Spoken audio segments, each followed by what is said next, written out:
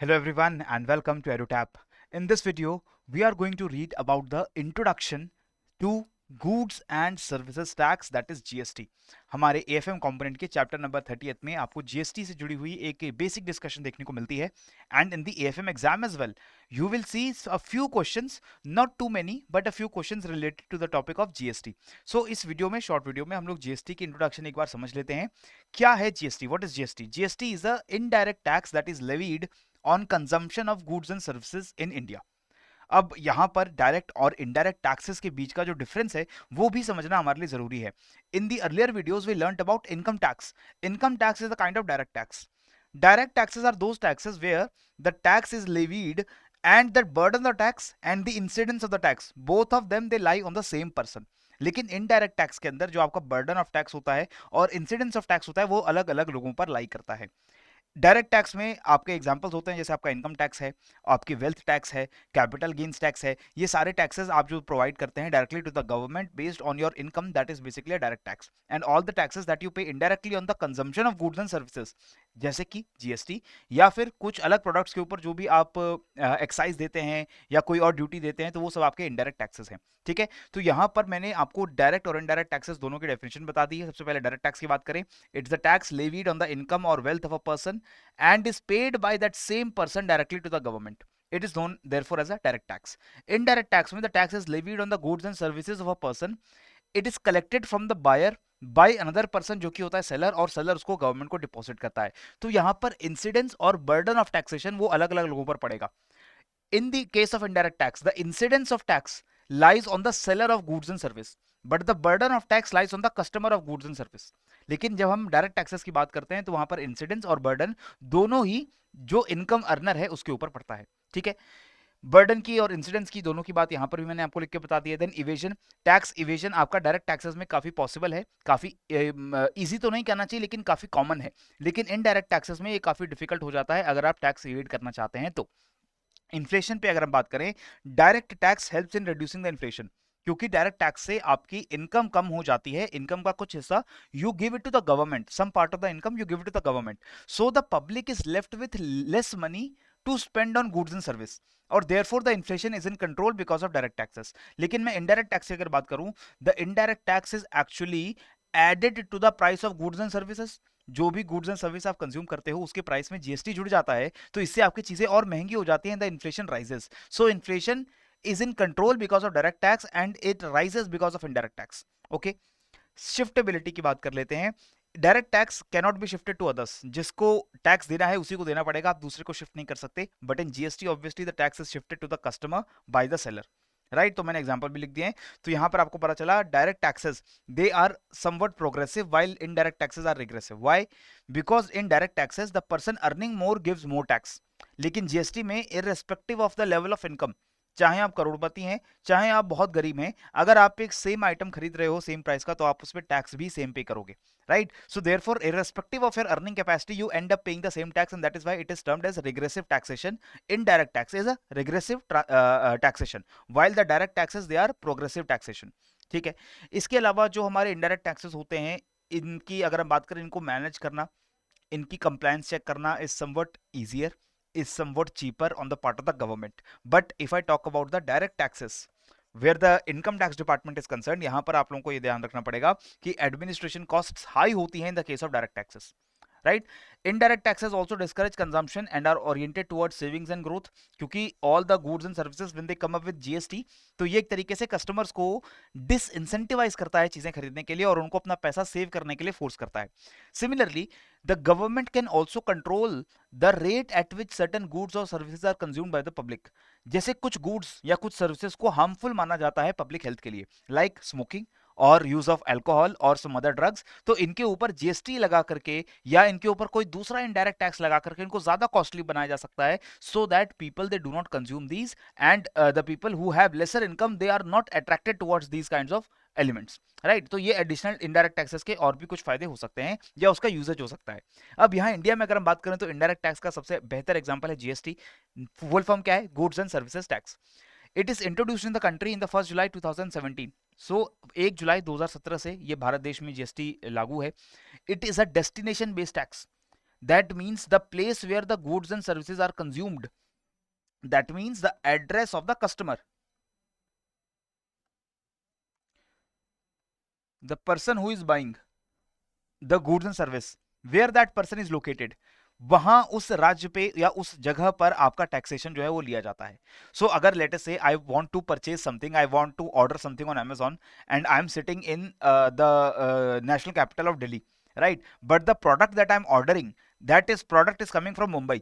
सो जो मेरा सेलर है वो मुंबई में है, लेकिन as a customer I am located in Delhi. So the GST invoice that will be made, that GST, the goods and services tax will be charged not in Mumbai but in Delhi, the place where the customer is located, right? So GST is levied on all transactions, चाहे वो cell हो, transfer हो, purchase हो, barter हो, lease, import, goods and services का cell हो रहा हो, ट्रांसफर हो रहा हो, परचेज हो रहा हो, बार्टर है, लीज है, इंपोर्ट कर रहे हो आप दूसरी कंट्री से. In any case if any customer is involve in getting some kind of good and service, whether through sale और ट्रांसफर और परचेज और import, it is liable to attract some GST. उसके ऊपर जीएसटी लगेगा. ठीक है, चार तरीके के जीएसटी होते हैं: state GST, central government GST, integrated GST and union territory GST.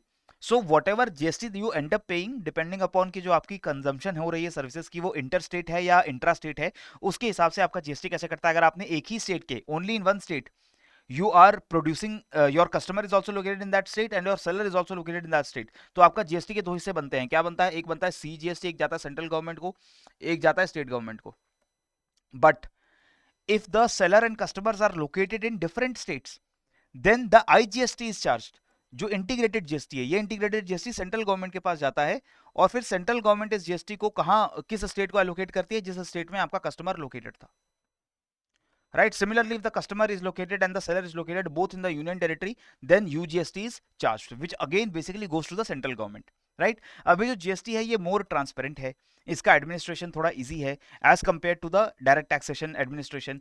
Economy इससे फॉर्मलाइज हो जाती है. More and more people they are now coming under the organize sector of the Indian economy, because now the tax compliance has become much more easier and cheaper.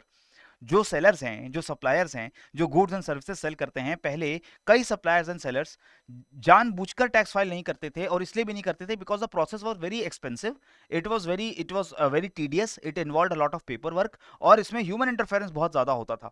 लेकिन अब ये GST आने के बाद सारा सिस्टम जो है वो कंप्यूटराइज्ड है, आपका पेपर वर्क काफी कम है, और आपका जो खर्चा आता है ये रिकॉर्ड्स मेंटेन करने में, वो भी आपका एज अ सेलर कम आता है. सो आपकी कंप्लायंस कॉस्ट कम हो गई है, and if the compliance cost is less, more and more people they will be ready to comply with the GST norms, right? And more on top of that, the human interference is less. आपको बार बार tax official, excise officials, आपके VAT officials, इनसे बार बार आपको interference नहीं झेलनी पड़ती. You directly file your taxes online, everything is being tracked online, so obviously it is very easy now to file your GST returns, right? There are certain items which are exempt from GST as well, जैसे कि आपका crude oil and crude oil products. Crude oil का sale transfer हो, या crude oil के जो products होते हैं जैसे पेट्रोलियम, डीजल वगैरह, इनका जो भी सेल ट्रांसफर होता है वो जीएसटी में नहीं आता है, इसके ऊपर अलग से टैक्सेस लगाए जाते हैं by the central and state governments. Then electricity supply, the supply by the power discoms, distribution companies, that is also outside the purview of GST. Similarly alcoholic liquor जो human consumption के लिए होती है, that is also outside the purview of GST, right? Alcoholic liquor, ध्यान रखिएगा, the alcohol which is meant for industrial uses, जो industrial uses के लिए अल्कोहल प्रिपेयर होता है, प्रोड्यूस होता है या कंज्यूम होता है, उसके ऊपर जीएसटी चार्ज होता है. लेकिन जो ह्यूमन कंजम्पशन के लिए अल्कोहल बनाई जाती है, चाहे वो फॉरेन मेड लिकर हो या वो इंडियन मेड लिकर हो, उसके ऊपर आपको जीएसटी देना पड़ता नहीं है, क्योंकि वो आपके स्टेट और सेंट्रल एक्साइज के अंदर आती है. ठीक है. Then there are certain basics of GST. The entire GST infrastructure is controlled by the GST Council. GST Council के चेयरमैन होते हैं union finance minister, and the finance ministers of all the state governments, they are also part of the GST Council. ठीक है. GST Council is the highest decision making body related to the GST rules, and it makes recommendations on issues like which goods can be taxed under GST and what should be the rate of tax applicable on which good. ये सारी चीजें जो हैं वो GST Council है decide करती है, and usually the decisions are taken by consensus or majority. Now there is also one more provision in GST which is very interesting, which is known as input tax credit.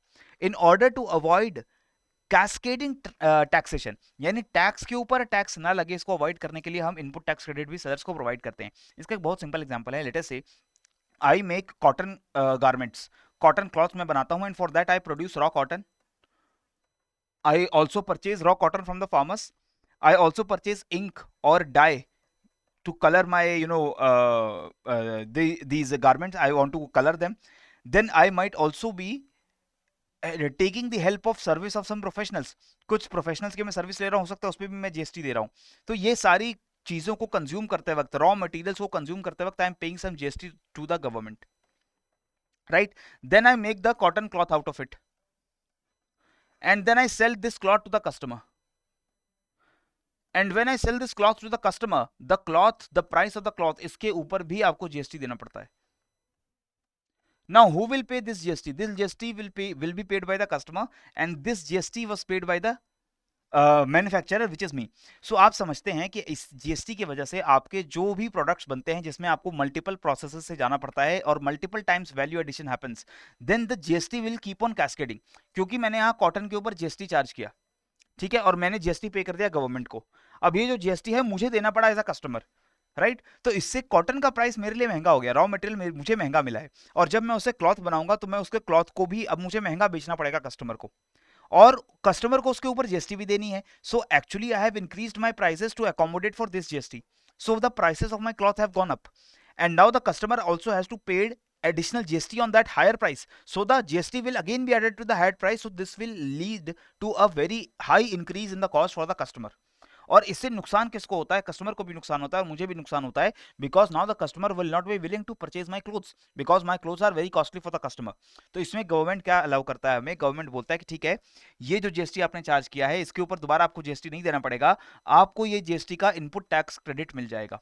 So what ever GST you have already deposited with the government for the raw materials that you purchase, you can get an input credit on that GST. वो आपको वापस मिल जाता है या आपके future GST में वो adjust कर दिया जाता है, ठीक है. So that is how the costs and the cascading taxation issue can be resolved, right. तो ये एक बहुत ही बेसिक सा इंट्रोडक्शन है related to the norms of GST. But if you want to join our live classes where we have the detailed discussions live one-on-one related to the topics of AFM, you can join the live crash course, the 4th batch of which is active now, and currently this course is available with a discount code of live 80.